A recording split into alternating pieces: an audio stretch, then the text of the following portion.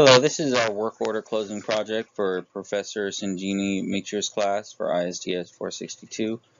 Group members are Sahita Rehi, Joshua Laferriere, Kylie Zhang, and David Dominguez.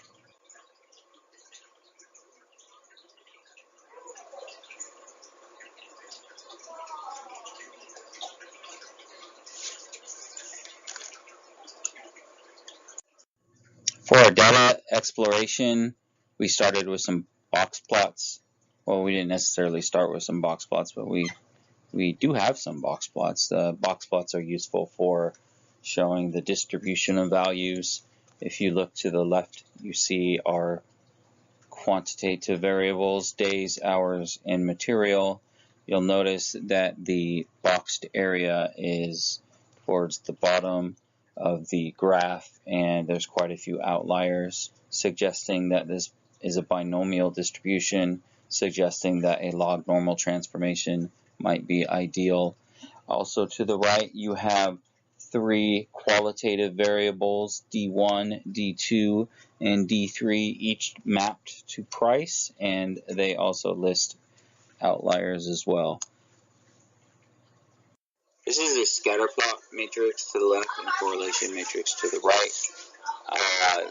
What we have here is the same thing. One on the left is graphical form, the one on the right is numerical. If you look at the diagonal blanks on the left, you'll see diagonal ones on the right, which means a perfect one-to-one relationship because the variable is pointing back to itself.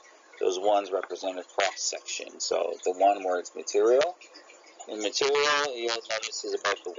And if you look at hours on the left, and then you go to the right where there's a 1, if you look above the 1, there's hours. So taking that into consideration, material on the left and all the way to the right, there's days is 0.276, and then hours to days is 0.379, and hours to material is 0.266.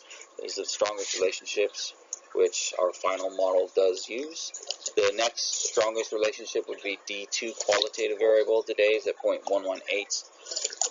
And then there's also potential collinearity between hours material and hours. However, that can be checked with VIF, which is checked later.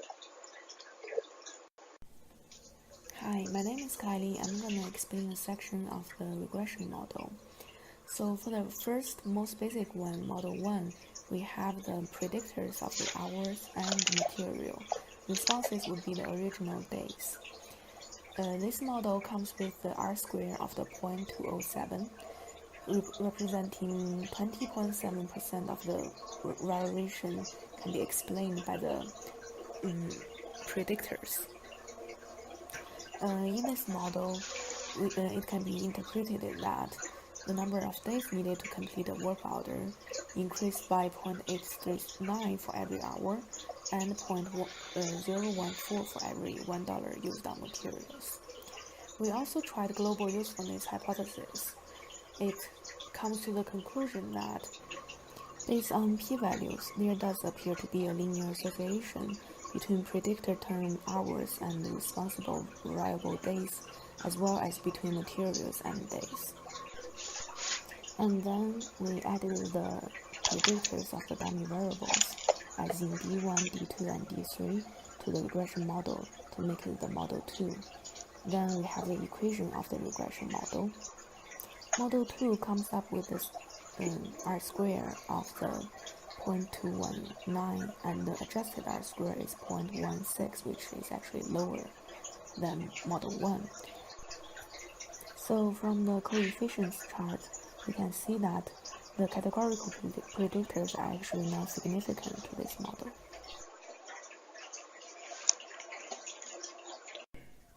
After trying dozens of models, we come down to our final model, which contains the dependent variable as days and independent variables as hours, materials, and the interactions of the hour-material multiplication. This is marked as our model 3 in the slides and also in our report. It has the R-square of the 0.371, and the standard error is actually not the lowest of all. And all the predictors are significant in this model 3. Next, David is going to explain our model assumptions. For our model assumptions, we have checked Model 1's zero mean, constant variance, and independent assumptions by using a studentized deleted residual plot with a predicted fitted unstandardized y values on the horizontal axis.